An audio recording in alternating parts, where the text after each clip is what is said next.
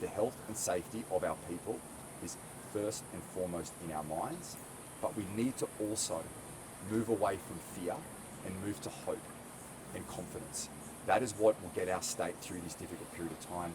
We've spoken about living alongside the virus. Now is our state's moment to do just that. But people are still afraid, I understand despite your that. comments. I understand We've seen that. the rapid antigen test stockpiling happening. Is there anything more we can do to try and assure people to stay calm, particularly with Christmas? I think a lot of people are thinking we should. I understand. We're in a pandemic. We're in a pandemic. There is going to be concern in the community. I understand that many people right across the state are cautious and concerned. I understand that. We also need to be strong.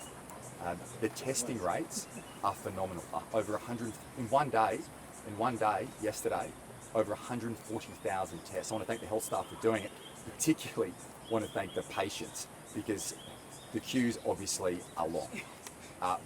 So I appreciate the patience from everybody across the state, but 140,000 tests, that's crucial.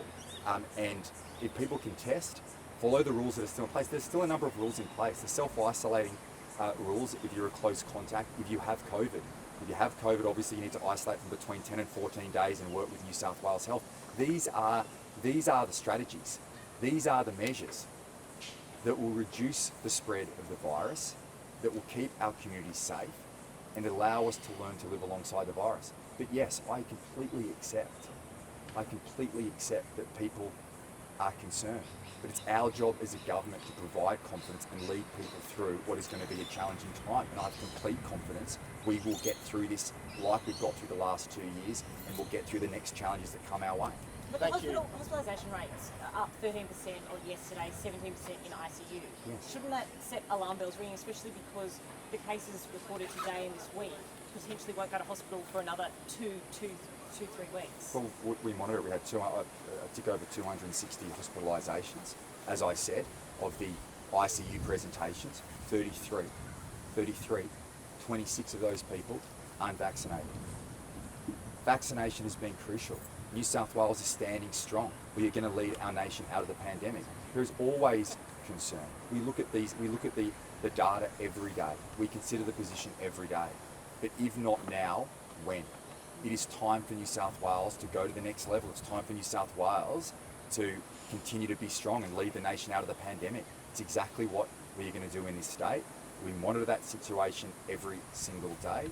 Yes, there'll be challenges, but ultimately where we sit today, with the strongest health system in the nation, we are ready. We know, there will be hospitalisations. We've said that from the outset. When we opened up, I said numerous times, when we opened up, as mobility increases, case numbers will increase. Case numbers will lead to hospitalisations. Hospitalisations will lead to ICU presentations. But we can't live in a world where there is not COVID. We have to live in the world as it is. And as it is, the best thing we can do is have a high vaccination rate. That will put downward pressure on the health system as we move through this next phase. We'll always make the decisions in this government that are in the best interest of the people of our state, and health is first and foremost in those decisions.